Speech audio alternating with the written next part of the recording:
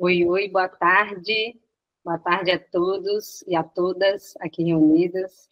Eu sou a professora Gabriela. Sejam todos bem-vindos ao 8º Simpósio Acadêmico de Engenharia de Produção da Escola de Engenharia de Lorena, da Universidade de São Paulo. Eu serei a moderadora aí desta mesa redonda intitulada Mulheres na Pesquisa Operacional. Vou fazer uma breve apresentação, né, minha pessoal, tá? Sou professora adjunta na Universidade Federal Fluminense. Eu atuo atualmente no Departamento de Engenharia de Rio das Ostras, tá? Eu integro também o corpo docente ali do mestrado profissional em Engenharia e Sistemas Computacionais e possuo doutorado em Engenharia de Produção pela UFMG, mestrado também pela UFMG e graduação em Engenharia de Produção pela UFOP. Tá? E com muita alegria que eu dou as boas-vindas às nossas convidadas, a Carla, a Carolina, Maria Clara e a Patrícia, que são as mulheres aí que compõem a nossa mesa redonda intitulada Mulheres na Pesquisa Operacional. Então, boa tarde, meninas, boa tarde, Carla, Carolina, Maria Clara e Patrícia.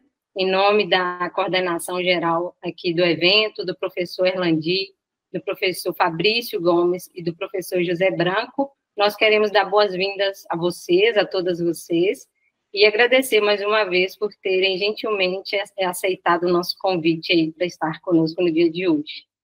Eu agradeço também ao público, né, que nos acompanha aí pelas plataformas do evento, sejam todos muito bem-vindos, tá? Nós ficamos muito felizes com a participação de vocês. Nosso intuito aqui hoje, né, é debater um pouquinho sobre a pesquisa operacional, tá? Carinhosamente chamada por nós de PO, né? A gente, hoje, nossa ideia aqui é discutir um pouquinho, né, da abrangência da pesquisa operacional. Nós todas aqui sabemos, né, da importância da PO para a resolução dos problemas complexos, né, que a gente tem aí hoje no mercado, né, e cuja resolução seria muito difícil aí, ou até mesmo inviável, sem o apoio de ferramentas suportadas aí pela pesquisa operacional. Vou fazer, então, estou fazendo essa breve contextualização para já apresentar para vocês a estrutura da nossa mesa redonda, tá? Mas nossa ideia aqui, então, é discutir um pouquinho como que a pesquisa operacional ela pode trazer aí os benefícios para a resolução dos problemas, né? Então, a gente sabe que através da PO a gente pode resolver problemas, desde problemas tanto da manufatura a serviços, a área de logística, saúde e finanças, a questões do nosso dia a dia, né? Então, problemas clássicos aí, como o problema de roteamento de veículos, de planejamento da produção, né, da entrega aí de mercadorias, alocação de recursos, né, e até problemas do cotidiano, né, que são os problemas clássicos ali, de problema da mochila, da dieta, que servem de base para a gente resolver os problemas aí que a gente encontra hoje nos ambientes organizacionais reais, tá? A PO, então, ela aplica esses métodos científicos aí e técnicas analíticas para apoiar decisões que vão desde decisões aí de um cunho mais estratégico até decisões operacionais. Tá? Nosso objetivo, então, é promover uma discussão, tá, bem leve, bem dinâmica, bem interativa aí da PO, né, da pesquisa operacional, e discutir também, trazer essa discussão do papel fundamental das mulheres, conhecer a jornada das meninas aí na trilha de PO, né? E com isso eu conto com a colaboração de todas vocês, nossas convidadas, para a gente proporcionar aí um momento, aí um evento, né, uma mesa redonda enriquecedora para todos nós. Tá? Bom, com essa visão inicial em mente, eu vou apresentar para vocês aí a estrutura da nossa mesa redonda, tá? Eu vou fazer uma breve introdução das meninas, só para dar uma ideia inicial aí do currículo delas, mas logo após essa introdução breve, a gente passa a palavra para as meninas, né, para as mulheres, apresentarem, compartilhar com a gente as suas experiências, né, a sua jornada na pesquisa operacional, como elas vêm atuando em pesquisa operacional, quais são as principais aplicações práticas que elas já tiveram oportunidade de desenvolver em suas respectivas áreas. Depois dessa participação delas, a gente vai abrir a sessão de perguntas, e aí a gente pede para todos que estão participando aí conosco, que deixem suas perguntas nas plataformas, tá? A participação de vocês é muito importante para a gente. Então, enquanto elas estão falando, se apresentando e compartilhando com a gente as suas jornadas, a gente pede para o público deixar suas perguntas, que nós teremos, após a apresentação delas, nosso momento de discussão, de perguntas e respostas, tá? Então, eu vou estar acompanhando. Não deixem de enviar a pergunta de vocês. E, mais para o final do nosso encontro, a gente vai caminhar para uma reflexão final de cada participante e o fechamento da mesa. Tá bom? Então, vamos lá. Eu vou começar aqui por ordem alfabética, tá bom? Falando um pouquinho aqui das meninas. Primeiramente, dando boa tarde para Carla. Oi, Carla, tudo bem? Olá, tudo bem, pessoal? Boa tarde. Boa tarde, Carla. Então, Carla, atualmente, ela atua na Suzano, papel e celulose. Ela tem atuado em modelos analíticos em cadeias de suprimentos e possui graduação em matemática computacional pela Universidade Federal de São Paulo e mestrado em pesquisa operacional pela Universidade Federal de São Paulo, em parceria com o Instituto Tecnológico de Aeronáutica. Atualmente, ela é aluna de doutorado em Ciência da Computação, também pela Universidade Federal de São Paulo. Já nós nos falamos, já quero agradecer, Carla, pela seu aceite, tá? E pela sua contribuição, seja muito bem-vinda. Obrigada, eu agradeço o convite. Bom, nossa segunda convidada aí é a Carolina, da UFMG. Boa tarde, Carolina. Boa tarde a todos, é um prazer estar aqui. Bom, Carolina, então, ela atua ali com foco em modelagem, análise e otimização de sistemas produtivos e logística, graduada em engenharia de produção pela UFOP, Federal de Ouro Preto, mestranda pela Universidade Federal de Minas Gerais e em especialização em gestão de projetos pelo FIA, tá? Ela possui expertise em modelagem, simulação e análise de sistemas produtivos e logísticos. É um prazer tê-la aqui conosco, Carol, para a gente compartilhar um pouquinho da sua jornada. Muito obrigada pela sua presença. Espero enriquecer aqui a mesa redonda. Bom, temos também conosco aí a Maria Clara, que atua atualmente na Suzano, papel e celulose, tem experiência em otimização de processos em diferentes setores, incluindo logística, humanitária, empresarial, com foco na otimização da cadeia florestal da produção de celulose. Ela é mestre em engenharia de produção pela Universidade de São Paulo e possui graduação em engenharia de produção pela Universidade de Brasília. Muito boa tarde, Maria. Boa tarde. Obrigada pelo convite, Gabi. Boa tarde, pessoal. É um prazer poder falar com você aqui novamente. Para a gente fechar aí com chave de ouro, temos a Patrícia Rabelo. Atualmente, Patrícia está na Transpetro, com experiência em migração de dados e logística de petróleo. Ela possui graduação pela Universidade Federal Fluminense, né? A gente tem essa afinidade, né, Patrícia? E 2 mestrados, um em informática, pela PUC, e mestrado profissional pela UF, pela Federal Fluminense. É um prazer tê-la aqui conosco, né, fechando aí nosso ciclo de mulheres na pesquisa operacional. Eu que agradeço, Gabriel. Obrigada pelo convite. Bom, então, após essa apresentação, essa breve introdução aí, agora a gente passa a palavra para as mulheres aqui que compõem essa mesa. Nossa intenção é conhecê-las um pouco mais, né, conhecer a atuação de vocês, a trajetória de vocês, e será um prazer poder conhecê-las um pouquinho mais a fundo. Vamos seguindo a nossa ordem alfabética, vamos começar pela Carla. Legal. Bom, gente, boa tarde. De novo, né, obrigada pelo convite. Espero poder contribuir aqui com vocês, com as experiências que eu tive aí em pesquisa operacional ao longo da minha carreira. Como a Gabi disse, né, eu sou formada em matemática computacional pela Unifesp. Eu entrei na graduação lá em 2009.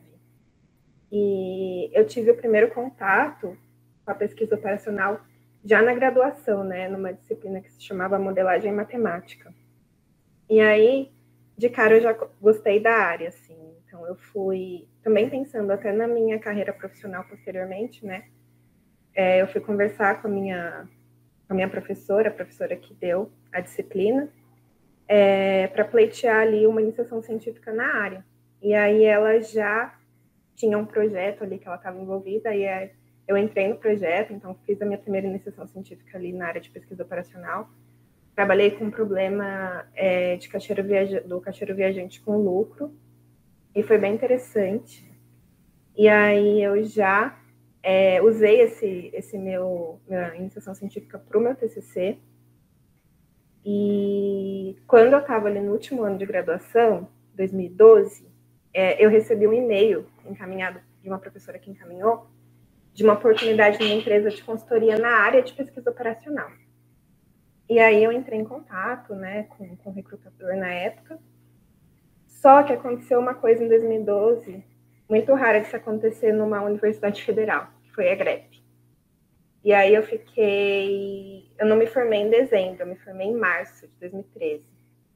Aí eu entrei, né, em contato com o pessoal lá da consultoria, falei, olha, eu não vou me formar agora, eu vou me formar depois e tal. Aí ele falou assim, não tem problema, quando você se formar, você vem falar comigo. E aí foi o que aconteceu, eu me formei em março, fui conversar lá com o pessoal da consultoria, e em maio eu comecei a trabalhar, em maio de 2013 eu comecei a trabalhar na área, então, de pesquisa operacional na consultoria, né? E aí, lá na consultoria eu tive alguns desafios, né? Primeiro, que era o contato com o cliente. Então, eu não tinha só que resolver o problema, eu precisava entender o problema, né? Eu precisava conversar com eles. E aí eu tenho uma questão que é uma timidez, né? Então, eu precisei ali trabalhar minha timidez e vencer minha timidez ali para elaborar a solução em conjunto com os clientes. E naquela época, uma coisa que eu observei também é a dificuldade de obtenção dos dados. Então, a gente tinha um otimizador, que era uma caixa preta, e a gente modelava o problema ali no Excel, tudo no Excel, ensinava o usuário a modelar no Excel, só que a gente tinha muitos dados. A gente, nessa época, otimizava toda a cadeia logística ali, toda a cadeia de suprimentos, desculpa, das empresas que eu trabalhei, né, e eram clientes ali da consultoria. E aí,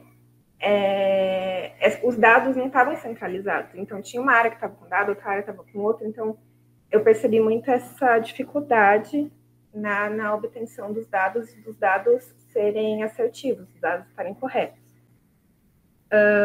Então, a gente ficava muito tempo, assim, do projeto, não era nem tanto modelando, era mais, assim, buscando os dados, né? E uma outra coisa que era assim, a gente conseguiu modelar, obteve os dados, conseguiu otimizar, e aí, quando a gente já tinha a resposta, a gente já tinha ali um relatório com o resultado, a gente ia apresentar para os tomadores de decisão. E aí a gente tinha uma certa resistência também dos tomadores de decisão, assim, de, não, por que você está me sugerindo mudar isso? Eu já faço isso há 25 anos e não tive problema, sabe? Então, também senti isso naquela época. E uma outra questão foi a falta de representatividade feminina, porque, por exemplo, nessa empresa que eu entrei, é uma empresa pequena, tinha em média uns 15 analistas ali, e era só mais eu e outra menina, né? Que trabalhava ali com pesquisa operacional, que é analista, na verdade, né? Então, também teve essa questão. E eu fiquei um tempo ali nessa empresa, fiquei quase 3 anos, e aí eu decidi voltar para a área acadêmica. Então, uma antiga professora minha conversou sobre um mestrado que estava iniciando naquele ano de pesquisa operacional, que era o mestrado da Unifesp com ITA. E aí eu decidi voltar. Isso daí eu trabalhava presencial, na consultoria eu trabalhava presencial em São Paulo. E aí eu fiz a graduação em São José dos Campos, então eu voltei para São José dos Campos para fazer o mestrado. E aí eu trabalhei com problema de mencionamento de lotes, com setup carryover, e usando, né, para fazer meus testes ali, dados simulados. E no mestrado, eu participei de um desafio, que é uma empresa de consultoria em pesquisa operacional também, não a que eu trabalhei, que é a Unisoma. Ela lança um desafio, acho que todo ano, né, para o pessoal, para estudante, na verdade, para o estudante desenvolver. E eu participei desse desafio junto com uma amiga, e foi um projeto de alocação de professores para uma ONG, professores que davam aula de inglês para crianças carentes. E foi bem interessante, a gente fez ali o desafio, desenvolveu o modelo, desenvolveu até a parte de interface ali com o usuário, e eu fui apresentar os resultados lá em Campinas, conheci a ONG, foi bem legal, a gente ganhou o desafio. Então, enfim, fica aí a dica também para quem se interessar. E aí, quando eu saí do mestrado, estava no doutorado, eu recebi uma ligação do meu antigo chefe ali, lá da primeira consultoria, né, quando eu entrei lá, logo após a graduação, de que ele estava no Mercado Livre, e eles estavam fazendo ali toda uma área de pesquisa operacional mesmo. E aí, eu fiz o processo seletivo para o Mercado Livre e entrei no Mercado Livre. Aí já era outra realidade, né? Estava na pandemia já, o trabalho era home office, e algumas coisas que eu percebi ali, né, na empresa, que era uma maior preocupação em centralizar os dados, né? Então já não tinha mais aquela questão de onde que eu vou achar o dado, a gente tinha tudo muito centralizado, muito organizado.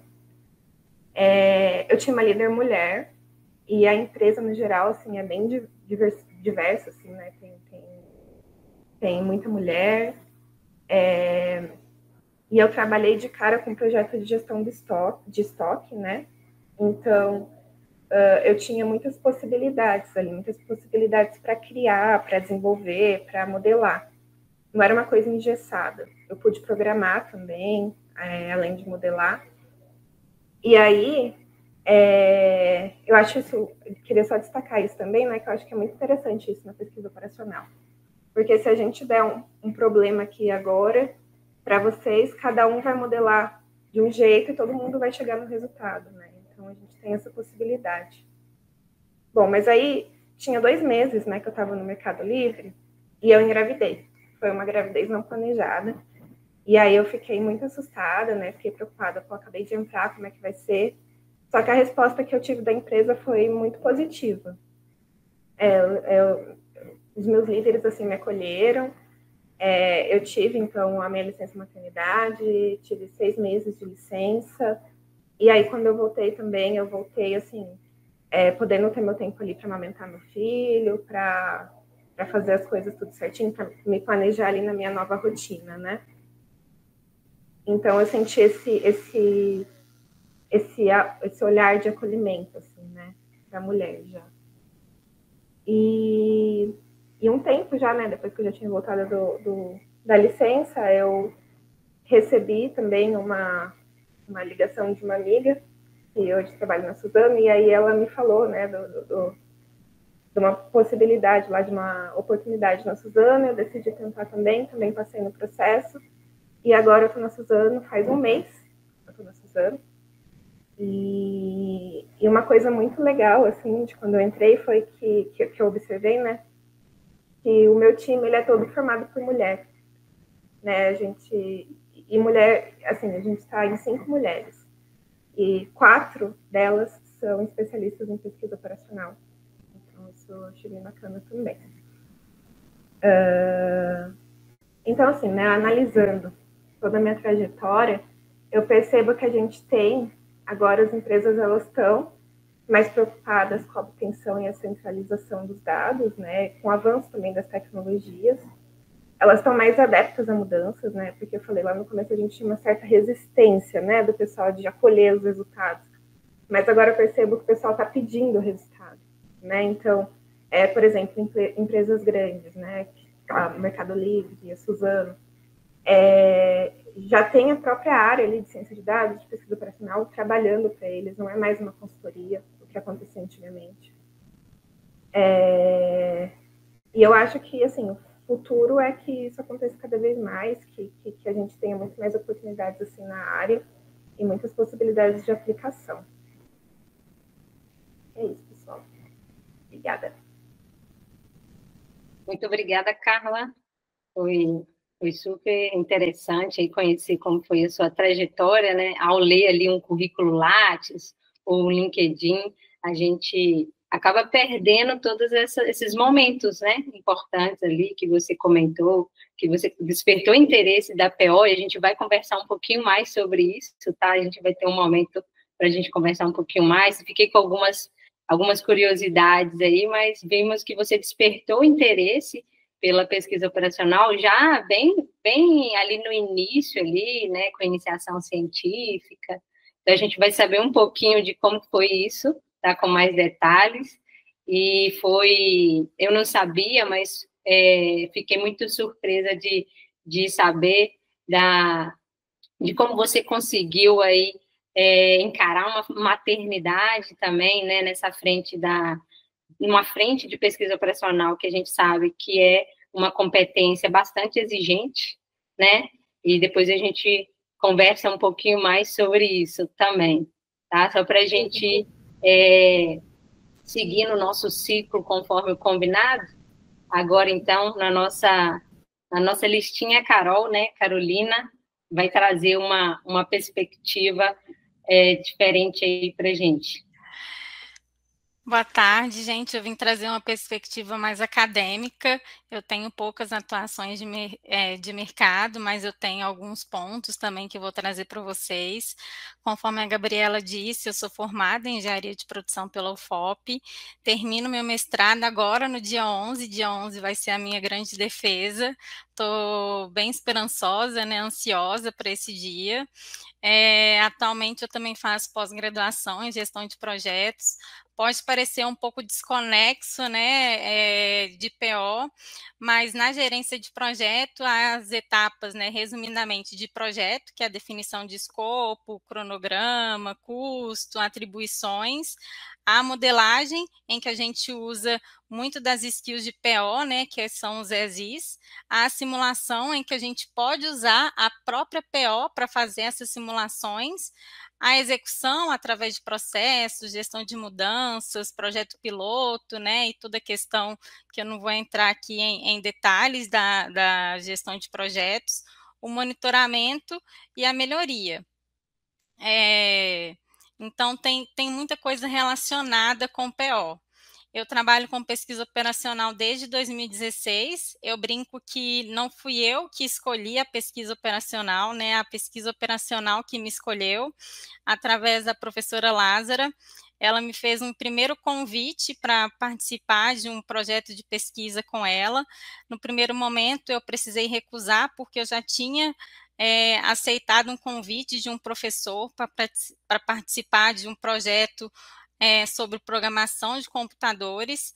Esse projeto ele não foi aceito, né? A gente já tinha escrito todo o projeto, era um projeto que envolvia framework em C++, mas ele não foi aceito. Aí coincidiu de um mês depois a Lázara me convidar novamente, aí eu pude aceitar. Os nossos estudos, né, de 2016 para cá, envolvem principalmente teoria de filas não estacionárias, modelo hipercube de filas não estacionárias e simulação em rede de filas. Eu também já simulei cenários logísticos, eu vou explicar cada um desses termos e dos projetos que eu participei com vocês. E também já fui monitora de programação de computadores. Eu acho importante falar que quem quer trabalhar com pesquisa operacional precisa ter uma base de programação muito forte, porque praticamente todos os problemas que a gente tem de resolver, a gente vai ter que construir um código, não tem como fugir, né? Seja em Python. Antes eu programava muito em MATLAB, acho que hoje em dia está em desuso. Ninguém programa mais em MATLAB, mas tem Python, tem outras linguagens, né? Então a gente tem que ter essa visão de programação de computadores de alguma linguagem para se ingressar aí dentro da PO.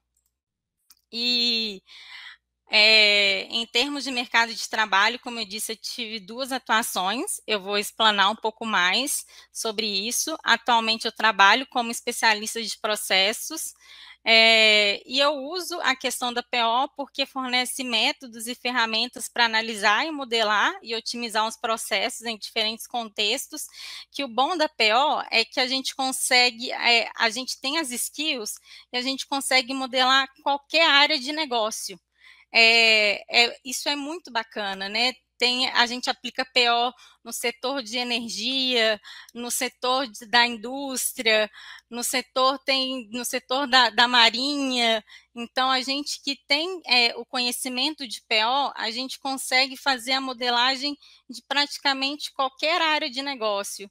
Então, a gente tem essa expertise, a gente adquire essa expertise de trabalhar com segmentos diferentes. Então, esses skills me fazer trabalhar melhor dentro do meu trabalho, que é especialista de processos. Eu programei de falar para vocês que além dessas skills, né, de resultados táteis, né, eu já publiquei alguns artigos, tenho 5 projetos de pesquisa, mas me conferiu habilidades cognitivas como capacidade analítica, capacidade de lidar com alto volume de dados, que isso é importante para PO. A gente tem os softwares que ajuda a trabalhar com esses dados, mas a gente tem que saber analisar o que esses softwares nos retorna. Linguagem de programação, como eu disse, capacidade de modelar diferentes tipos de problema e de inferir as coisas, né? Isso acontece por causa disso, né? O raciocínio lógico, isso aconteceu porque isso aconteceu, está relacionado a isso. Isso está muito ligado também ao raciocínio sistêmico, em que a gente consegue enxergar o todo, mas também nuance de detalhes mínimos. Esse sistema não está funcionando porque a taxa de chegada, né, que é quantas pessoas chegam no sistema, está muito alta e o número de servidores não está conseguindo acompanhar para fazer o atendimento desses clientes. Então, a gente tem essa visão do todo e, ao mesmo tempo, do mínimo. A gente é curioso, a gente tem um foco em otimização e somos voltados à inovação. Então, a gente tem, além dos resultados táteis, né, que é a publicação, pelo menos para quem é da área acadêmica, projetos, essas habilidades cognitivas e técnicas. E o que eu penso para o futuro, que já não é um futuro, né? A gente já está falando isso há um bom tempo, é a integração de machine learning, que é o aprendizado de máquina, com a PO. Porque os nossos inputs, eles não podem ser tratados mais como não estacionários, como estáveis. A gente precisa dessa questão da inteligência artificial, né, que aprende melhor o desempenho com base nos dados que consomem para melhorar os nossos inputs e a gente ter resultados mais realísticos dos nossos modelos. É um assunto que é velho, mas é novo. A gente ainda precisa integrar cada vez mais o aprendizado de máquina com a PO. E agora, já falando um pouco das minhas experiências, eu trouxe alguns exemplos para vocês. Se eu extrapolar o tempo, podem me parar, tá, gente? Que eu trouxe algumas experiências para contar, né? De tanto da gama que a gente pode aplicar PO. Eu trouxe um exemplo da aplicação da etapa agrícola no setor sucroalcooleiro, em que eu modelei como teoria de filas não estacionárias. O que é teoria de filas não estacionárias? A teoria de filas é um estudo que analisa o sistema em que há uma demanda por algum recurso. Aí a gente vai ter a taxa de chegada, taxa de processamento, que é quanto tempo o servidor demora para processar aquela demanda. Já a não estacionária é quando um desses parâmetros varia ao longo do tempo. A gente não tem isso como fixo. Por exemplo, um supermercado. É bem factível a gente entender que num supermercado, às 8 horas da manhã chega 3 pessoas, mas às 7 horas da noite chega mais pessoas, porque as pessoas saem do trabalho e vão fazer suas compras. Então, a taxa de chegada varia ao longo do tempo. Então, isso que é um modelo de filas não estacionárias. É a mesma coisa com o modelo hipercubo, só que o modelo hipercubo, ele garante a diferenciação do despacho dos servidores. O despacho dos servidores pode ser diferenciado com o tempo de atendimento e com o tipo de chegada. Então, isso são teoria de filas não estacionárias e modelo hipercubo não estacionário. E eu modelei esse setor sucroalcooleiro pelos dois. Com a taxa de chegada variando ao longo do tempo. E eu dividi a indústria, a fábrica, a fazenda, em átomos geográficos para lidar com as variações nas frentes de colheita, que varia de acordo com o tempo, com o plantio. Aí eu fiz essa separação para lidar com as diferentes taxas de chegada e trabalhei com a modelagem que se chama aproximação estacionária de acumulação de atrasos, que divide o horizonte temporal em intervalos e aplica formas do estado estacionário para cada intervalo de tempo. Só que o que acontece? A chamada que não é atendida no período de tempo atual, ela passa para o período posterior, e isso acarreta em penalidades. Então, essa foi a abordagem. A gente teve que construir também para esse sistema, que foi uma grande dificuldade para mim, um simulador, porque os softwares da época, o Arena, a Biblioteca R do Cimer, não gerava relatórios que tinha outputs por período de tempo. O Arena mesmo, ele traz um relatório agregado. Ele não traz um relatório que vai por medida de desempenho, sim, mas por período de tempo. Então, eu tive que construir um simulador em linguagem de programação, linha a linha. Foi um simulador bem robusto, porque a gente também testou cenários descentralizados. Por exemplo, eu não falei qual que foi o atendimento, Nesse caso, o atendimento era das equipes de borracharia, para atender durante os átomos na fazenda, os chamados de pneu que furavam e a borracharia que tinha que se deslocar para atender esses chamados, porque não tinha como os caminhões com o pneu furado se deslocar até a borracharia. Então, tinha que atender o mais rápido esses chamados para não desabastecer a indústria. Então, a gente fez cenários de centralizar essas bases de borracharia, aumentar o número de servidores e aumentar a taxa de chegada. Então, tinha que ser um código genérico para aceitar essas mudanças e, ao mesmo tempo, robusto para aturar a complexidade do sistema. Então, eu construí esse simulador, na época foi pioneiro, porque tinha pouquíssimos artigos internacionais e nenhum artigo nacional, e nenhum dos artigos mencionava a construção de um simulador. Foi um grande ganho para mim. Esse simulador ele funciona até hoje, ele foi construído em MATLAB, e eu fico bem feliz, né, pela construção disso, porque levou algum tempo para construir, e ele gerava as medidas de desempenho por período de tempo, que no nosso caso era dia. Então, a gente tinha lá quanto tempo a gente tinha de uso dos recursos por dia. 90%, 50%. Quanto de fila a gente tinha de chamados por dia? Quanto chamados tinha em fila por dia? Então, esse foi o nosso trabalho na etapa agrícola do setor sucroalcooleiro. Já em vitivinicultura, eu vou resumir, vou ser mais breve. A gente criou uma simulação para entender como que funciona as estratégias de make to order, fazer para sob pedido, make to stock, fazer para estoque e postponement, que é deixar o serviço semi-acabado até que se tenha conhecimento da demanda. Isso é muito comum em carros.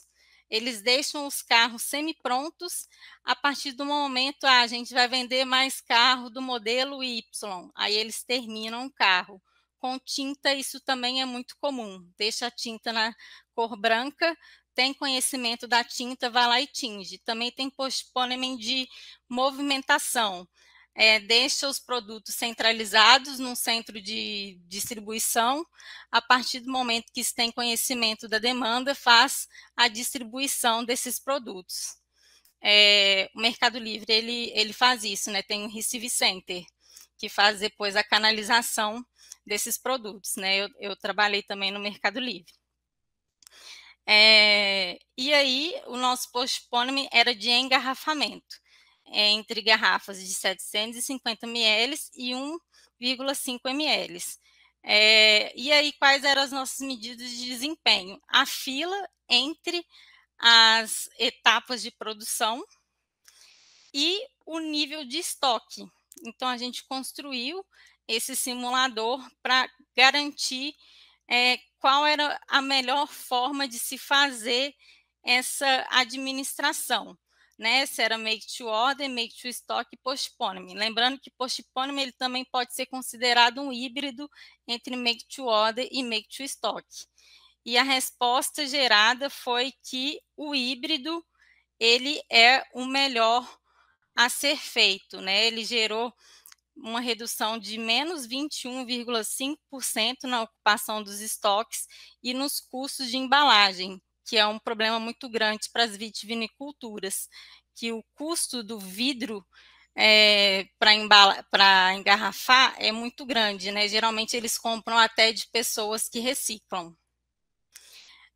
SAMU, a gente também aplicou um estudo no SAMU para delimitar onde seriam as melhores bases de atendimento do SAMU, né? E qual que era o foco dessa pesquisa? Onde alocar as bases de atendimento básicos, que é para chamados menos graves, e as bases avançadas, que é para chamados mais graves, entre Ouro Preto e Mariana, para reduzir o tempo de chamado, né, que é quando se liga, chama o SAMU e o tempo que eles chegam até o chamado. A gente resolveu isso através do modelo hipercubo de filas, que é justamente o modelo que lida ali com problemas espacialmente distribuídos e com despacho e com servidores com despachos diferentes. No caso, a gente tinha servidores para atender chamados básicos e avançados e com tempos de atendimento diferentes. E a gente usou a heurística ILS para fazer essa alocação. Do SAMU, eu não vou me ater muito para não gastar tempo, porque foi um trabalho bem mais elaborado.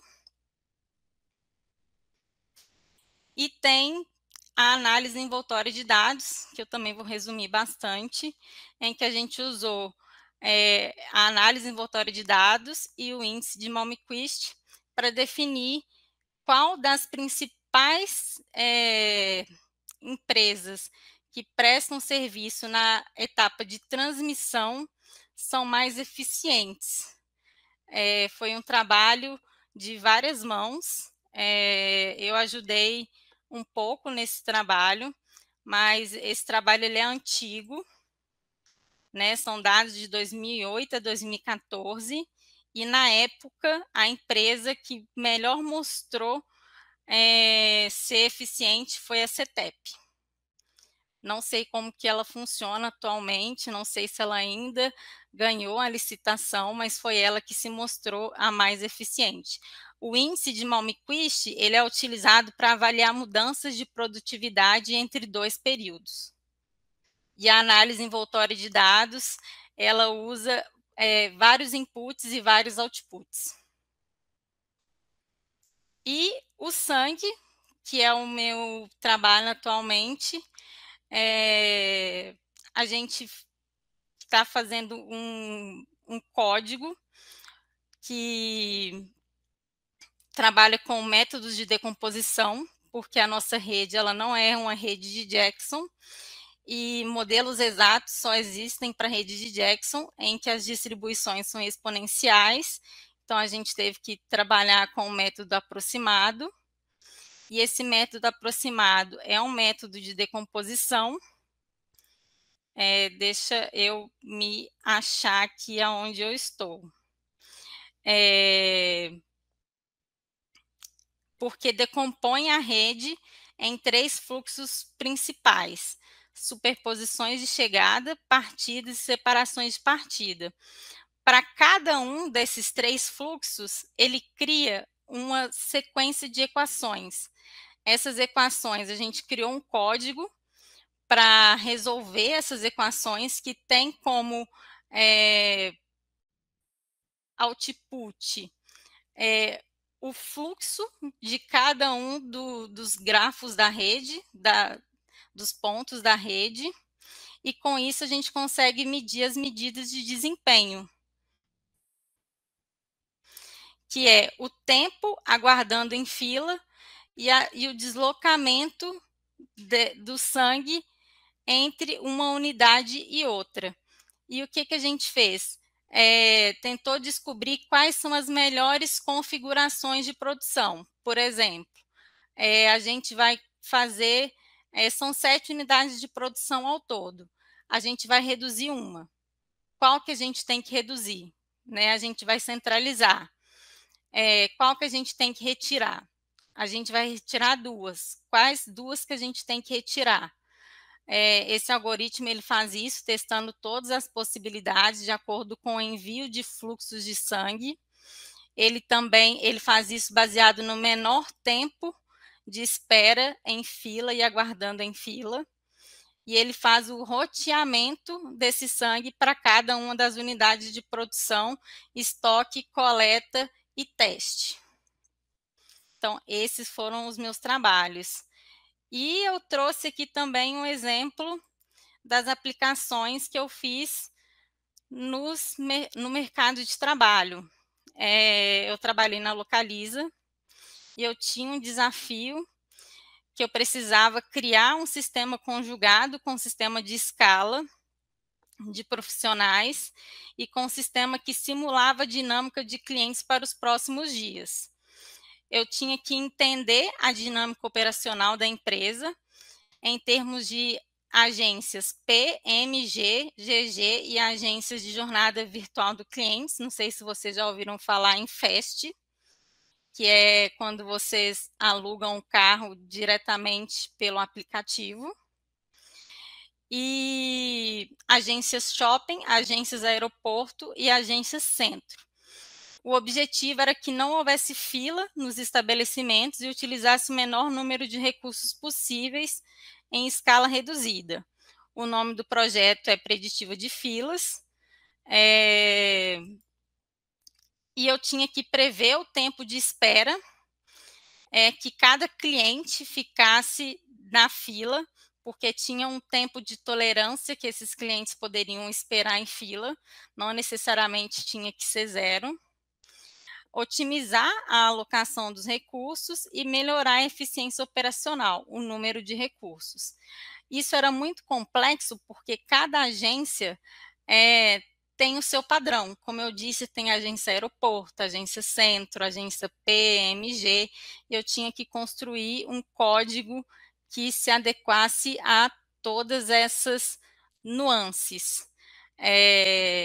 Eu não consegui montar esse código, eu fiz um MVP que funcionava para algumas agências, agências aeroportos, que foi as primeiras que eu testei, e funcionava para alguns dias, porque tem essas questões também. Tem dias da semana que tem mais devolução de carros do que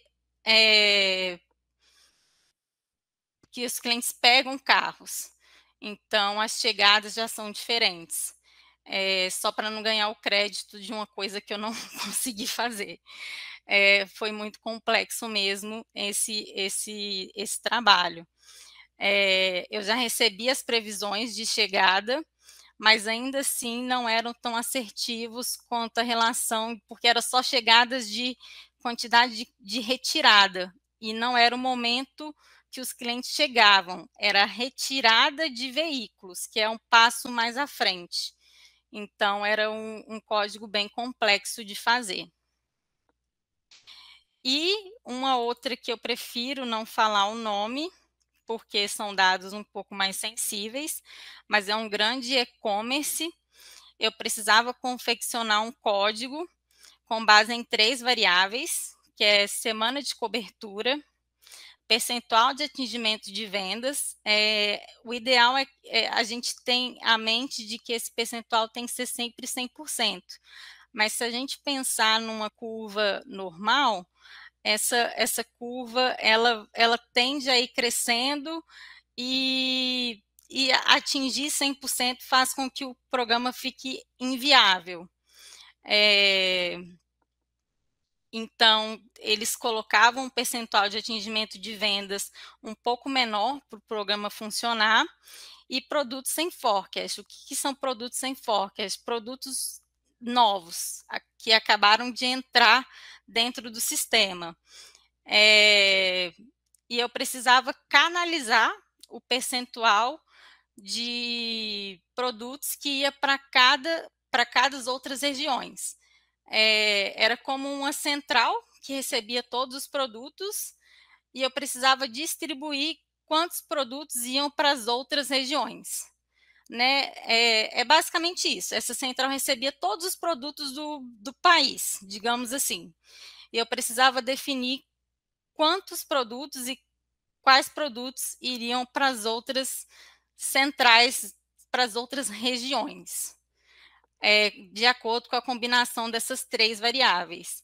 Foi muito complexo porque a base de dados, né, as primeiras combinações para testar o algoritmo de previsão era muito pouco, então foi muito difícil fazer essa previsão.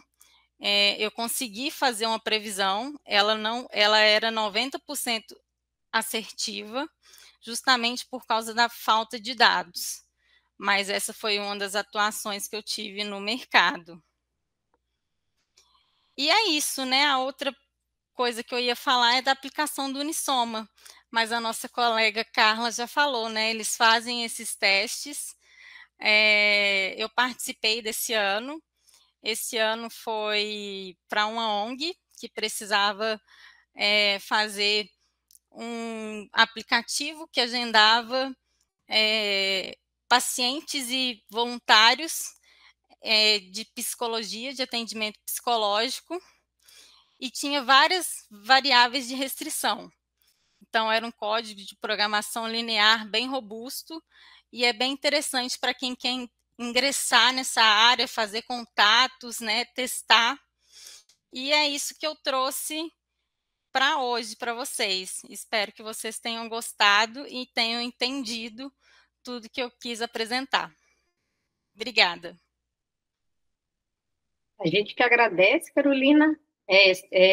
Você chegou aí toda tímida, mas apesar da pouca idade, ela trouxe assim uma atuação bem abrangente, né? Vários problemas. Isso enriquece muito aqui a nossa discussão. Muito obrigada, viu?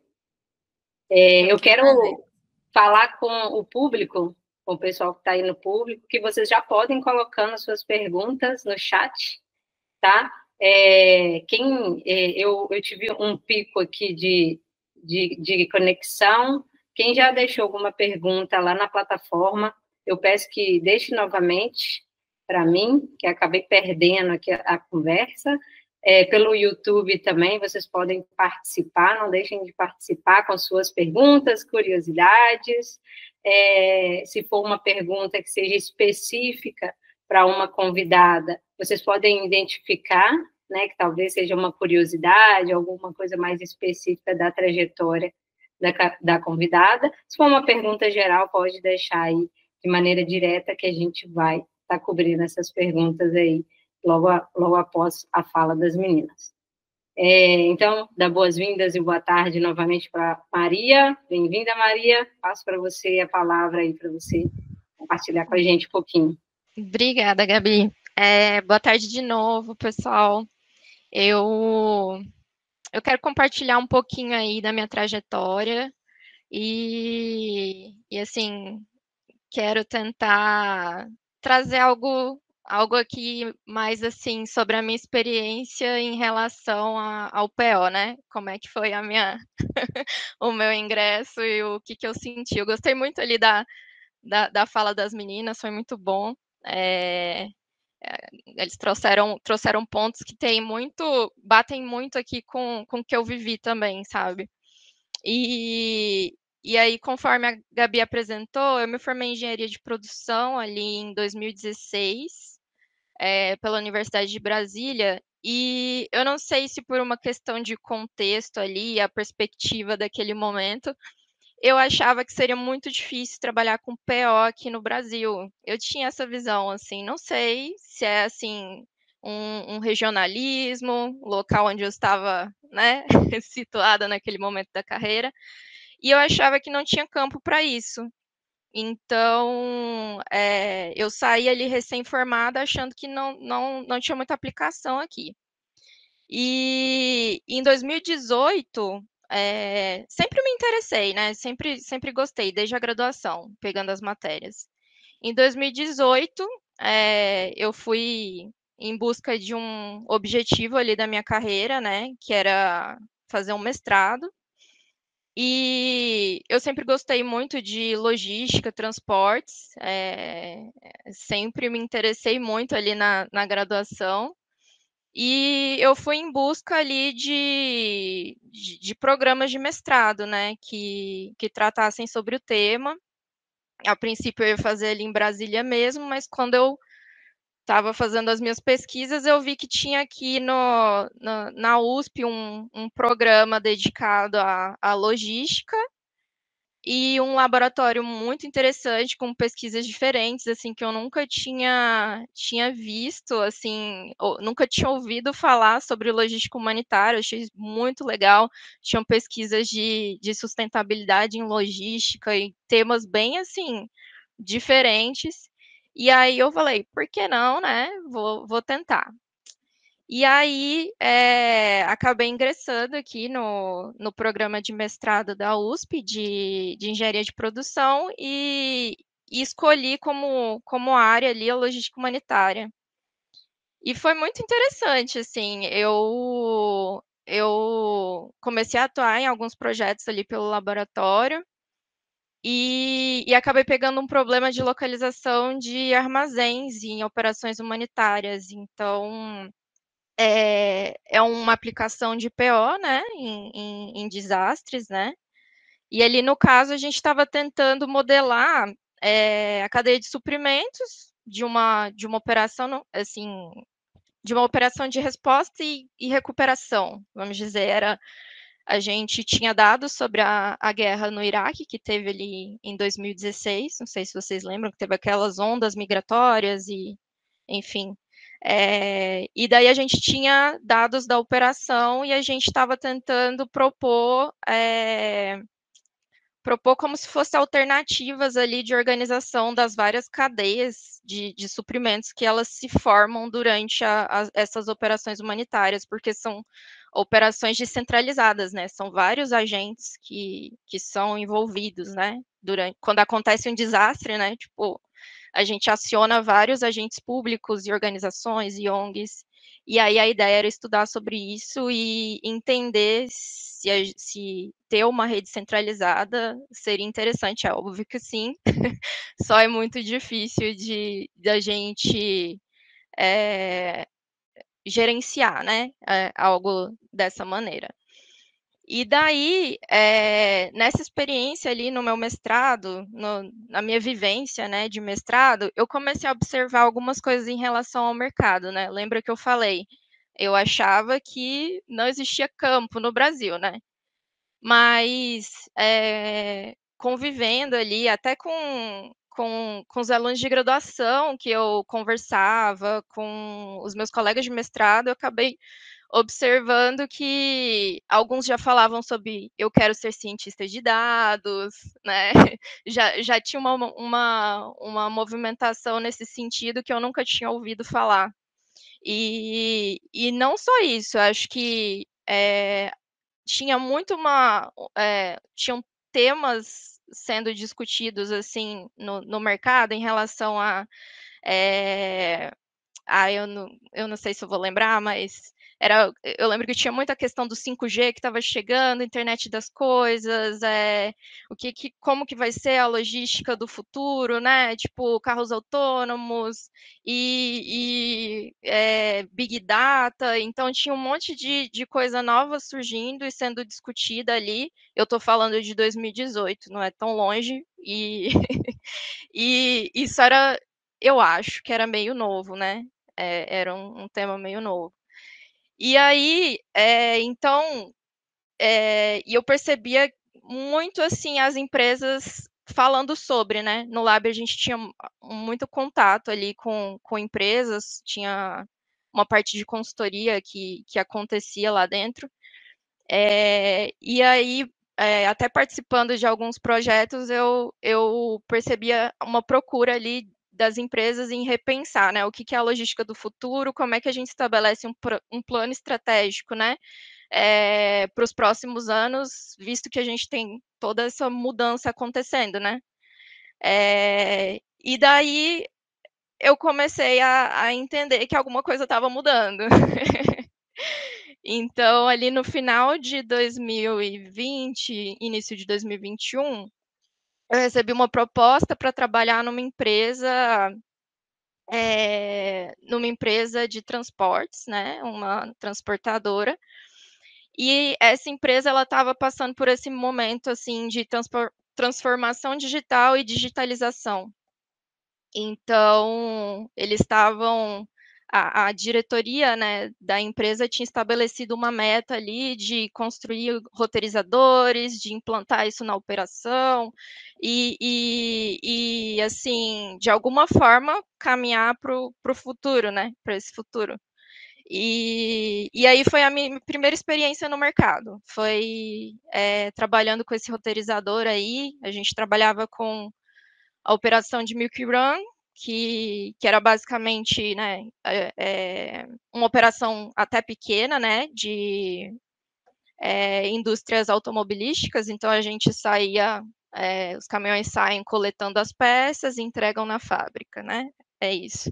E aí tinha uma solução para isso, e a gente tinha uma outra solução para operação de LTL, que daí a gente está falando de entregas urbanas, né, de cargas compartilhadas, e aí a gente já tem uma operação mais, né, agitada, mais um pouco menos comportada.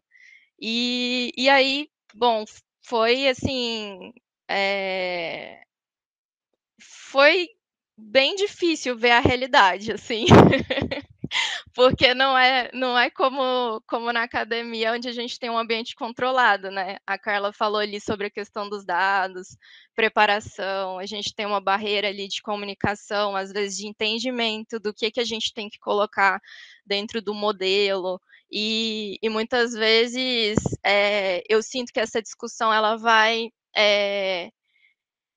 amadurecendo enquanto a gente está fazendo o projeto, né? Então, muitas vezes nem a pessoa que encomenda o projeto, ela sabe o que ela quer. Então, tem que ter muito essa paciência, né? De que a gente vai ter vários vai e volta ali, né?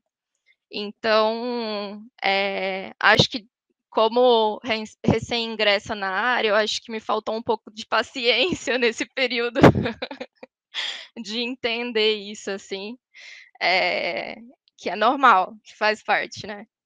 E aí foi um ponto ali que eu percebi no comecinho. Depois que eu trabalhei nessa transportadora, eu recebi uma proposta e uma consultoria. E aí, nessa consultoria, ele era uma consultoria especializada em analytics, né? Então, tinha umas equipes mais focadas em otimização, equipes mais focadas em modelos preditivos, e aí a gente oferecia, né, os serviços e soluções para resolver os problemas que chegavam.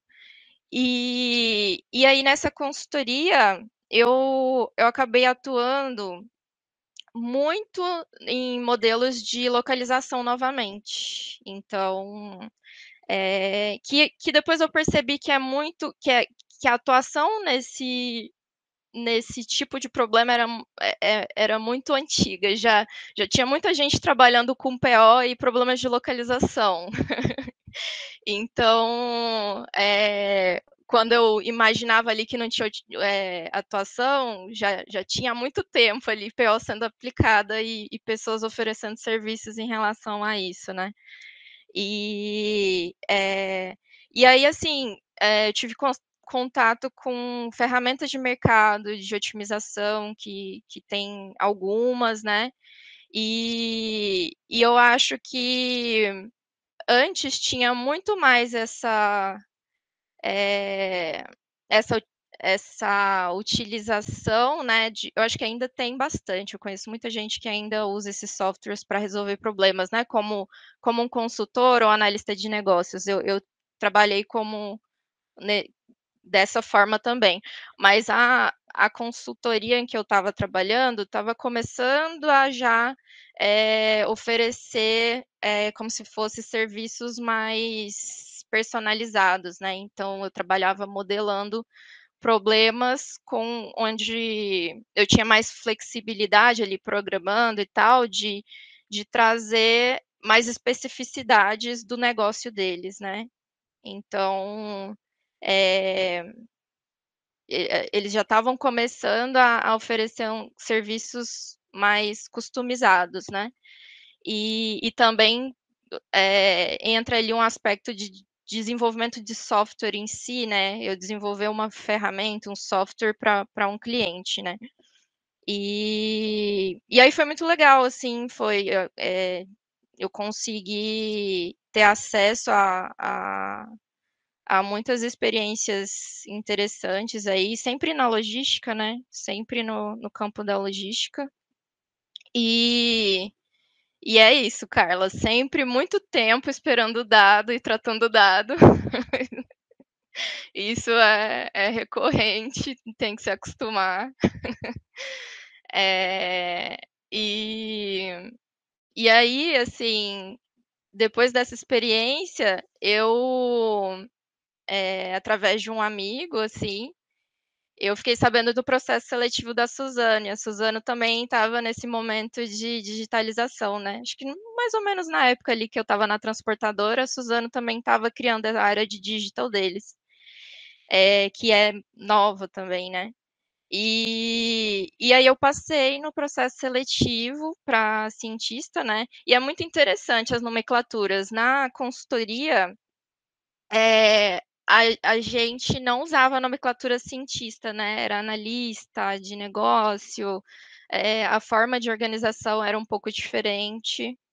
Então, acho que a gente ainda está consolidando ali os perfis dos cargos, né? Acho que a gente está tentando desenhar melhor isso nas empresas. E ali na Suzano, entrei como cientista de dados e assim, muito legal, é uma empresa muito verticalizada, então a gente planta, produz, distribui. Então, em todos os elos dessa cadeia, a gente tem ferramentas, a gente está tentando trazer ferramentas para apoiar essas decisões, né? Que a ideia é que a gente transforme, né, as operações e que a gente consiga ter decisões melhores, né? Tipo, uma empresa mais digitalizada, né? Estamos no processo, no caminho. E então, assim, hoje eu atuo na cadeia florestal. Então, desde soluções para criação de mudas, para produção de mudas, para colheita, para plantio e operações de silvicultura, abastecimento da fábrica, a gente tem soluções para isso, são otimizadores. E aí é muito legal que a Carol ela trouxe um ponto que é muito bacana, que a gente tem trazido ali modelos de aprendizado de máquina para a gente conseguir gerar parâmetros mais acurados para os nossos modelos prescritivos, né, para os nossos modelos de otimização. Então, a gente já tem muita aplicação ali de modelos preditivos para melhorar a nossa parametrização. Então, isso é muito legal. E a gente tem, assim, ganhos comprovados, sabe? Usando essas ferramentas aí de parametrização para gerar os parâmetros, né? Então, assim, a gente consegue aplicar a pesquisa operacional para gerar valor em toda a cadeia, né, da Suzano. E a gente não pensa só ali em questões financeiras, tem até iniciativas ali de sustentabilidade em relação à utilização do PO. A empresa tem uma área de sustentabilidade, que tem uma meta de plantio e reflorestamento e recuperação, né, de áreas degradadas. E existe uma iniciativa e uma ideia de também aplicar otimização ali para ajudar essa equipe a atingir a meta de, de plantio ali deles, né? Então, o PO está trazendo muitos benefícios e sendo usado em muitos lugares ali da empresa. E eu acho que é um caminho sem volta, né? Não, acho que a tendência é a gente aumentar muito mais a utilização e que as coisas fiquem cada vez mais complexas, né? Acho que é isso. Muito bem, obrigada, Maria. Muito legal. Gostei muito da sua fala. Achei que ela, assim, até algumas dúvidas, né? Minha, que sou da academia, que você já conseguiu dar uma explanada legal. E a gente se fala, né? Muito obrigada. Que bom, Gabi. Eu que agradeço. Vamos lá. Patrícia, mais uma vez, boa tarde. Deixo com você agora. Agora eu passo o bastão para você falar um pouquinho da sua trajetória e contribuir com as suas aplicações aí no mercado. Olá, Gabi. Olá, pessoal. Olá, meninos. Boa tarde novamente. Né? Primeiro agradeço o convite, né? Tentando contribuir com vocês. Eu vou contar um pouquinho primeiro da minha história, né? Que acho que é por onde a gente começa, né? Eu sou formada em ciência da computação, né, pela UF, até por isso tem esse elo aqui que mantém eu e Gabi. Mas eu me formei já há um tempinho, né? Estou um tempinho no mercado. Conheci pesquisa operacional. O primeiro contato com pesquisa operacional foi na graduação ainda, né, com a Carla. Me apaixonei. Eu era pesquisadora PIBIC, pela iniciação científica, pelo CNPq, com o professor Satoru. E aí eu comecei com um problema de caixeiro viajante em cluster. Né, e aí me apaixonei por aquele problema, fiquei com ele por um tempo, mas apareceu outros temas de pesquisa, eu saí um pouco da área de pesquisa operacional, e aí fui sugada para essa outra área, né? E acabei fazendo mestrado, não em pesquisa operacional, fiz meu primeiro mestrado em teoria da computação, trabalhava com lógica. E aí caí no mercado, saí do mestrado, caí no mercado, e um tempo depois ainda tive algum contato com a academia, mas aí um tempo depois eu fiz o concurso e entrei na Transpetro. Né? E aí eu fiquei, quando entrei no Transpetro, assim, uau, é a oportunidade de voltar a ter, né, aquele contatozinho com pesquisa operacional. Né? Eu estou na empresa que é a maior braço de logística da América Latina. Né? Então, vai ser pesquisa operacional aqui todo dia, no sangue. Né? E estava super empolgada, mas aí vem aquela realidade, né, que acho que a Maria Clara teve logo no início de carreira, né, e eu tive quando cheguei na Transpetro. Bem, mas pesquisa operacional não é para todo mundo, é para poucos. E aí, naquele momento, né, a pesquisa operacional dentro da Petrobras, né, que a Transpetro ela é um braço de logística da Petrobras, né, ela faz o transporte de petróleo pelo Brasil todo e internacional também, né? Ela direcionava toda a cadeia de todas as pesquisas todas as pesquisas operacionais, né, todos os problemas para o SEMPES, né? E aí eu fiquei, poxa, que pena, que era um braço específico da Petrobras, era um órgão específico da Petrobras de pesquisa, né, que até associado ao FRJ, tem bastantes universidades associadas, né? Então, muitas pesquisas que a gente vê para a Petrobras é feita pela própria academia. Então, naquele momento, eu pensei, tá bom, então vou fazer, e comecei a trabalhar com outras atividades, né, que a empresa solicitou, até que em um determinado momento eu mudei para um setor da própria Petrobras, aí eu saí um pouco da Transpetro e fui para a Petrobras, e lá na Petrobras eu trabalhei com integridade submarina, né? Não era ainda pesquisa operacional, era desenvolvimento de sistemas, e depois passei a fazer desenvolvimento de sistemas de transporte aéreo. Né? Aí o transporte aéreo são aqueles helicópterozinhos que vão para as plataformas, levando pessoal e voltam, só transporta passageiro. Né? E ao trabalhar com esse problema, eu dei de cara com um problema de pesquisa operacional. Aí eu assim, opa, tem um negócio aqui, acho que a gente tem que fazer alguma coisa, não dá para ficar, né? E aí eu comecei a implementar, né? E vi que aquele era um problema bem interessante, né? Dei uma pesquisa na época que tinha poucas... digamos assim, tinha alguns problemas de planejamento, de pesquisa operacional, planejamento de locação de aeroporto, isso tinha, mas não tinha exatamente a programação de passageiros em helicópteros, né, e unidades. Assim, bem, tem um nicho aqui, tem um problema bem específico aqui que ainda não foi abordado. Aí eu resolvi trabalhar naquele problema e levei aquilo para o mestrado. Assim, poxa, estudar uma dissertação, né, porque naquele momento o foco do meu desenvolvimento para a empresa era outro, a empresa estava me solicitando o desenvolvimento de outra parte do sistema, mas eu já estava vendo lá na frente, a gente vai bater nesse problema aqui. Então, eu levei para o meu mestrado e fiz um mestrado profissional na UF, lá, com o professor D'Alessandro, que a Gabi deve conhecer, e aí a gente fez uma solução para o problema de programação de helicópteros para as unidades marítimas de petróleo. Esse trabalho ficou ainda na academia, ele não foi implementado por umas questões internas da Petrobras, né? A gente tem umas...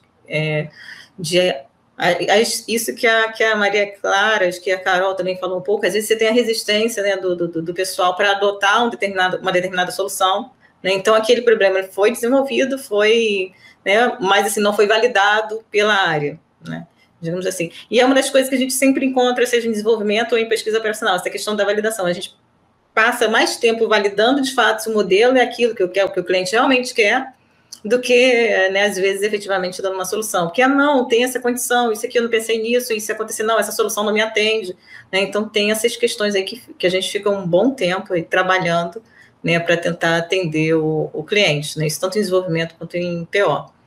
Né? Porque durante muito tempo eu fui desenvolvedora. Então, e aí terminei esse mestrado, né? Fiz um mestrado ali em logística, né? E voltei para o desenvolvimento. Teve um descruzamento de novo, voltei para a Transpetro, fui chamada para a Transpetro novamente, deixei esse probleminha lá de canto, e aí eu fiquei trabalhando com a questão de engenharia de dados. E aí isso até é interessante, porque isso é uma área que a Maria Clara está falando, está crescendo muito atualmente, tanto que a Petrobras agora ela abriu um concurso gigantesco só solicitando engenheiros de dados, né? Cientistas de dados e engenheiros de dados. Então, a gente voltou um pouco... Aí eu foquei nessa área, né? Foi solicitado que eu trabalhasse nessa área, então acabei trabalhando na área de dados. E o dado, na verdade, ele é o grande insumo para a gente fazer pesquisa operacional. Né? A gente precisa dele para fazer colocar nos nossos modelos, validar os nossos modelos, então é dali que tudo começa, né? E aí eu fiquei um tempo trabalhando como engenheiro de dados, fazendo migração de dados, modelando dado para colocar em data lake para disponibilizar para cliente, né? E agora, com uma certa descentralização da pesquisa operacional na empresa, né? O que aconteceu? A pesquisa operacional agora pulverizou dentro da empresa, não está somente no CENTES, como era antigamente. Né? Então, vários braços da empresa estão começando essa questão também do dado, o acesso ao dado, o crescimento da inteligência artificial e a pesquisa operacional foram para as áreas. E agora eles se despertaram para essa necessidade. Aí teve novamente uma busca interna de profissionais que tivessem conhecimento de pesquisa operacional, né? E aí eu apresentei meu trabalho, que eu tinha trabalhado lá com o sistema de transporte aéreo, e fui selecionada para ir para a pesquisa operacional da Transpetro, que está nascendo agora, né, que eles estão organizando para fazer trabalhos internos, né, não somente já ligados à academia, mas trabalhos internos também. Né, fazer contratos diretos com consultorias, né, e abrir um pouco mais o leque para a gente poder trabalhar aí com pesquisa operacional. Né.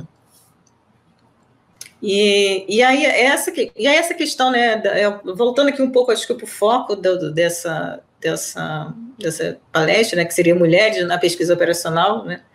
Então, uma das coisas que eu notei também que vale a pena citar, né, é que a Transpetro, não só a Transpetro, mas o sistema Petrobras, ele está muito preocupado hoje com a questão da diversidade, né? Tanto da mulher, do negro, da questão do gênero também, né?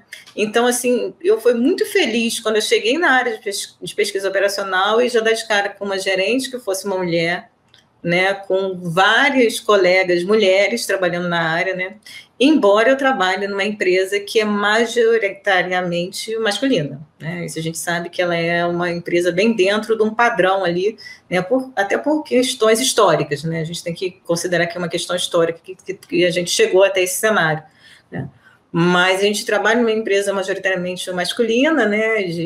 E agora eu estou feliz de estar chegando numa área que estou sendo, digamos assim, recebida por mulheres, né? Então, isso é bem interessante, né? Já depois de ter circulado bastante tempo nessa empresa e ter essa felicidade.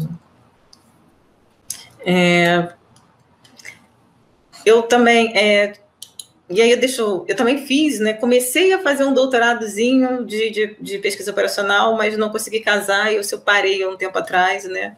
Então, assim, minha formação não é totalmente pesquisa operacional, né? Eu tenho uma formação muito ampla em outras áreas, desenvolvimento principalmente, então eu sempre fui uma pessoa de desenvolver botar a mão na massa, código, né? Essas coisas, e agora eu estou realmente dedicada a trabalhar com pesquisa operacional, focada nessa área.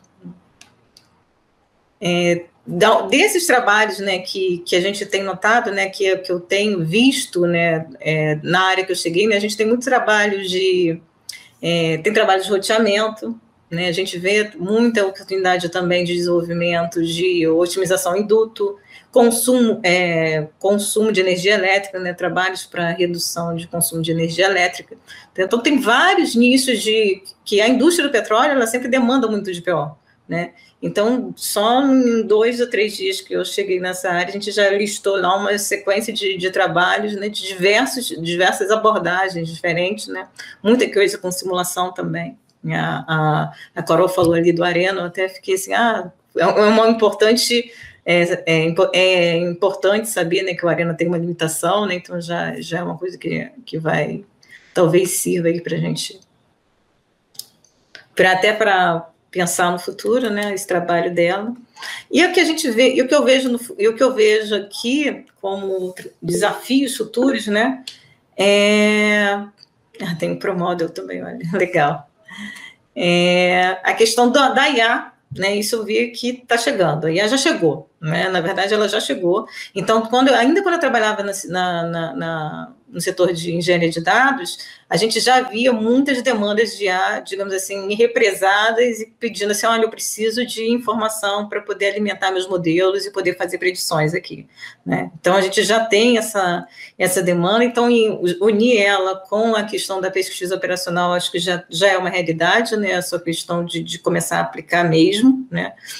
E aí, isso enfoca também a questão que a gente IA, e para a gente abastecer pesquisa operacional, a IA, a gente precisa também da questão da mineração de dados, né? Então, isso foi algo que a gente, enquanto eu estava ali no setor de mineração, vi, putz, tem que fazer isso aqui direitinho, porque daqui a pouco eu vou ser cliente dessa galera, né? Então, tem que deixar o negócio bem arrumado, que daqui a pouco eu vou consumir, né? Então, isso é bem interessante. E uma outra questão que eu vejo também para o futuro, que foi até uma coisa que a Maria Clara falou aí da Suzano, né? Que é essa questão da gente avaliar os efeitos, fazer uma pesquisa operacional que não seja direcionada unicamente a custo, mas também a questão social, né, e sustentabilidade, porque a gente está numa realidade hoje de que todas as empresas estão preocupadas com a questão climática, né? Porque então a sustentabilidade está chegando aí, a gente tem leis mudando, né? Acabei de sair de uma palestra, o pessoal falando da transição energética, né? Porque a gente já é uma realidade, já tem decretos que a gente precisa começar a investir na transição energética, né? Então, assim, pensar na pesquisa operacional, assim, já no futuro, né? Não dá para desassociar da questão tanto do impacto social daquela pesquisa que você está fazendo, como do impacto de sustentabilidade, né, seja de climático, de preservação do meio ambiente, né, de acordo com o problema que você está abordando. Isso eu achei bem importante. Eu acho que é isso, Gabi. Dei um overview aqui de tudo que eu acho que era importante falar aqui, né? Não sei se fiz nada. Foi ótimo, muito obrigada pela sua participação, tá? Eu vou fazer uma rodada de perguntas aqui, tá? Assim, bem uma pergunta, mas mais uma curiosidade, tá? Em relação à trajetória de vocês. Eu vi que vocês despertaram interesse pela pesquisa operacional bem, assim, bem rapidamente, pela minha percepção. E eu quero saber o que motivou vocês, o que motiva vocês a trabalhar com pesquisa operacional e não com alguma outra área. Qual que é essa principal motivação? Vocês vão pensar, e quem quiser levantar a mão primeiro aí pode falar. E se nessa motivação, nessa inspiração que inspira vocês a trabalhar com PO, se houve o papel de alguma mulher inspiradora. E aí, vai lá, Carol.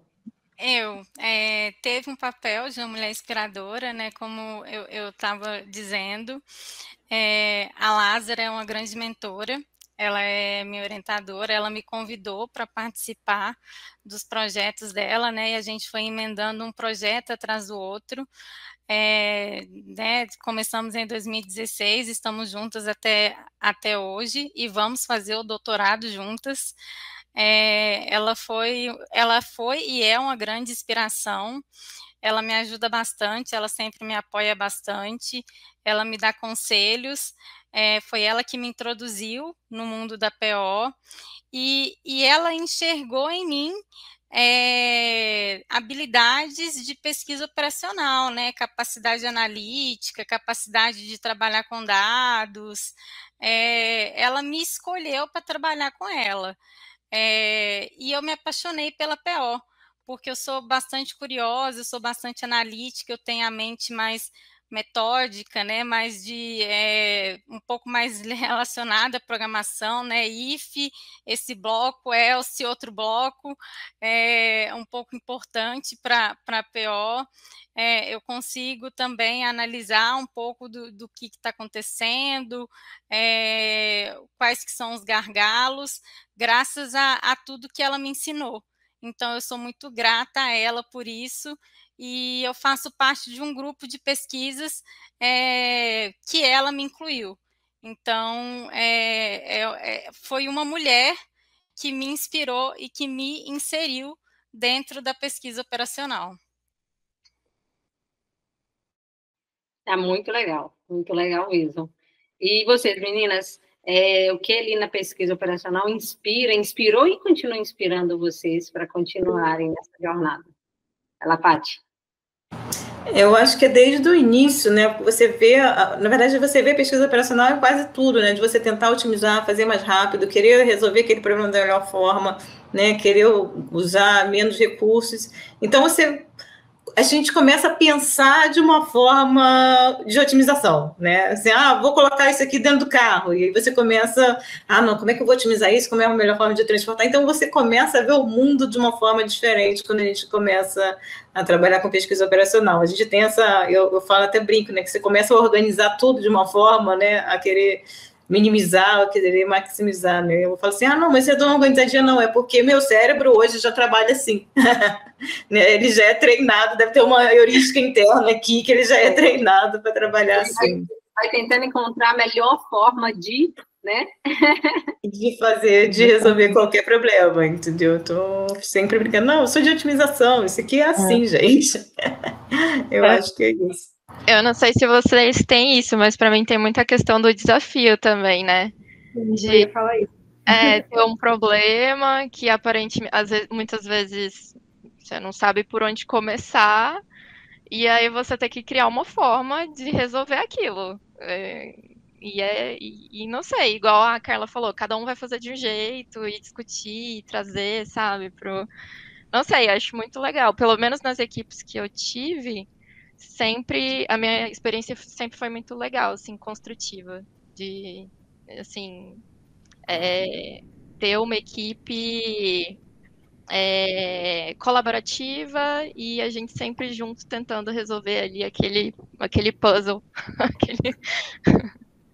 Eu acho que até depois que já está pronto, né? Porque tem um desafio ali de fazer o modelo, né? Depois que está pronto, acabam surgindo outras coisas. Não, mas vocês não estão considerando isso, vocês não estão considerando aquilo. E aí a gente fazer esse movimento aí de ingressão de restrição variável e de tentar melhorar a solução, né? Eu acho que é um desafio bem legal, então motiva, né? E acaba que a gente não precisa escolher um setor específico, né? A gente consegue trabalhar com várias áreas, né? Conhecer um pouco do negócio de várias áreas, né? Isso uma coisa que eu gosto bastante, né? A gente é multidisciplinar. Isso é bem interessante. Perfeito. Gente, muito obrigada aí pela contribuição de vocês. A gente já vai caminhando pelo encerramento aí, por conta do nosso horário. Gostaria de ficar aqui nessa mesa conversando mais um pouco com vocês, mas a gente tem essa limitação de tempo. Para a gente fechar, eu queria que vocês resumissem aí um conselho para mulheres, pessoas no geral, que desejam trilhar o caminho da pesquisa operacional. O que é que vocês dariam de conselho de uma maneira assim, bem rápida, assim? Ela, Paty. Estudem. Estudem, porque tem uma palavra, né? Defina estudem. Como fazer esse desafio, uma palavra para definir o conselho. Estudem, porque é uma área que realmente ela ela é muito dinâmica, né? Eu percebo assim, em cada momento tem uma coisa nova, parece, né? Assim, não, mas isso daí é algoritmo genético, está aí há 20 anos, 32 anos, tem GRASP, mas tem sempre uma coisa diferente, a gente está sempre incorporando novas soluções, formas de resolver diferentes. Então, assim, é uma área que cada vez sempre vai ser necessário, né? Porque a gente está sempre resolvendo processo, está muito ligado ao processo, né? Sempre tem um desafio novo, mas é um desafio que está sempre inovando, sempre entrando novas variáveis nas nossas soluções, né? E até assim, eu até aponto hoje como essa questão do que a gente tem aí pela frente, que a gente está enfrentando agora pela frente, de questão climática, de sustentabilidade, de mudanças, né, assim, é um desafio que a PO não vai poder fechar os olhos para isso. Entendeu? Então, a gente vai ter que caminhar junto com essas soluções. Então, a gente vai ter que mudar um pouco, acho que o mindset de não é só mais custo, não é só mais tempo, não é só mais espaço. É uma solução que seja abrangente para todo mundo. Né? Então, assim, estudar é fundamental. Perfeito, né? É uma lacuna que a gente ainda tem que preencher aí, né? É isso aí. Aí, Carol agora, né? Tinha até uma das coisas que a gente ia prolongar, né, e que eu tinha respondido aqui, o profissional ele vai ter que ter conhecimentos em PO, em inteligência artificial, como métodos de otimização, modelagem matemática, simulação, familiaridade com algoritmos, aprendizado de máquina, principalmente linguagem de programação. Conhecimento em ciência de dados parece muita coisa, mas é o que a gente vive na realidade. Ele precisa saber analisar dados, mineração de dados, coletar, analisar, interpretar dados, como a Patrícia falou, muito bem colocado, familiarizar com práticas de sustentabilidade, incluindo normas e padrões globais. E uma coisa que eu tenho visto muito é que para o profissional, ele precisa ter conhecimento de gestão de projetos, porque ele não vai atuar sozinho, e ele vai gerenciar algum projeto na área de PO, e então ele vai precisar coordenar equipes ali multidisciplinares e envolver diversas tecnologias e departamentos, porque os projetos de PO têm ficado cada vez maiores e envolvendo cada vez mais departamentos, é o que eu vejo, né, dentro do Mercado Livre, eu vi isso, né, tem envolvido também metodologias ágeis, então é o que eu penso do profissional que quer avançar dentro dessa carreira, né, essas skills que eu acho que ele precisa ter. Muito bem. E aí, meninas, vocês, Maria e Carla?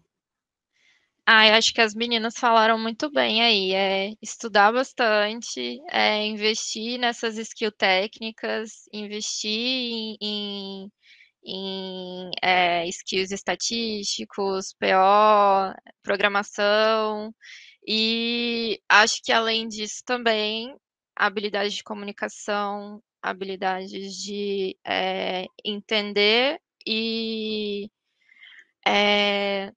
traduzir as necessidades dos stakeholders e fazer com que todo mundo se comunique no mesmo nível, assim. Acho que isso também é importante.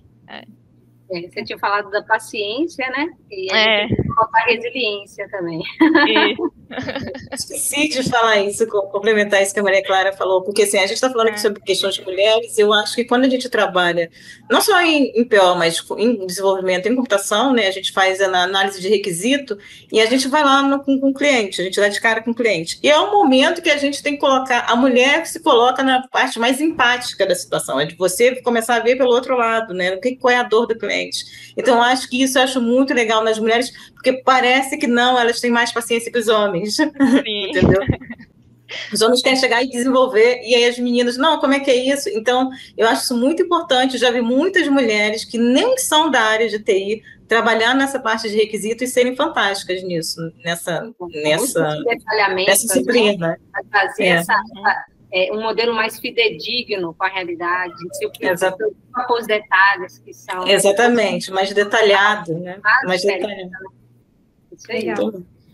Eu acho que o meu conselho, pessoal, é um pouco voltado por isso que a Maria falou, né, da capacidade de comunicação, né?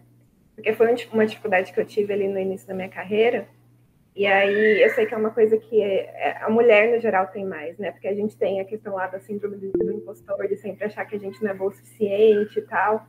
E aí, o meu conselho é isso, é assim, seja corajosa. Tem uma autora que eu gosto, que é a Brené Brown. Ela é autora de alguns livros e ela é pesquisadora também.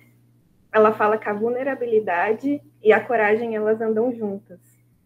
Então, meu conselho é, permita-se ser vulnerável, porque daí você vai ser corajosa também.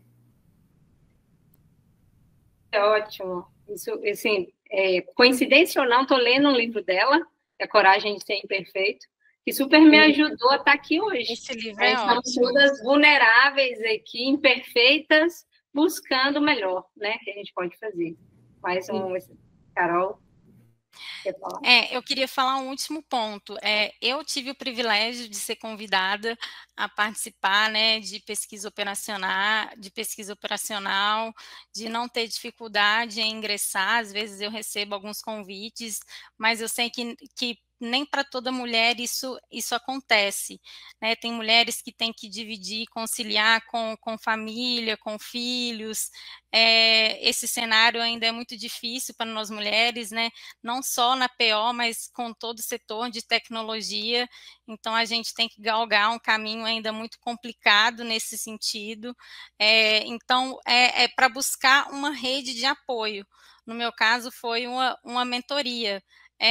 Busque se aliar a um mentor, se aliar a um grupo de pesquisa, ser ativo nesse grupo de pesquisa, se aliar a um projeto de pesquisa, ser ativo nesse projeto de pesquisa, construir aí uma base de PO, ter alguns projetos, né, para ser o seu portfólio, que aí você consegue, então, entrar no mercado de trabalho, né?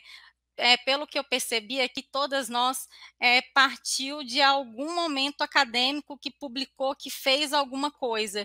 Então, se alie a um mentor, procure um mentor que tenha algumas características iguais às suas. Então, se alie a esse mentor, procure ele, pergunte se ele tem algum projeto que você possa participar, participe, seja ativo, faça a pesquisa, tente publicar alguma coisa, seja ativo, e tente aprender as skills por fora, né? Programar, aprender a interpretar dados, que aí aos poucos você consegue se ingressar dentro desse mercado. Não é fácil, mas com o apoio de alguém se torna um pouco mais fácil. Isso aí, perfeito. Gente, mais uma vez, muito obrigada. Foi uma satisfação muito grande ter o contato com vocês, ter esse momento para a gente compartilhar, né, as nossas trajetórias, as nossas perspectivas.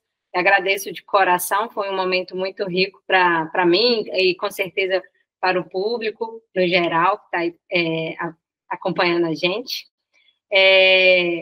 Mais uma vez, a gente deixa aqui o convite para vocês, né, para participação nos próximos encontros e simpósios. E um abraço. Até uma próxima oportunidade.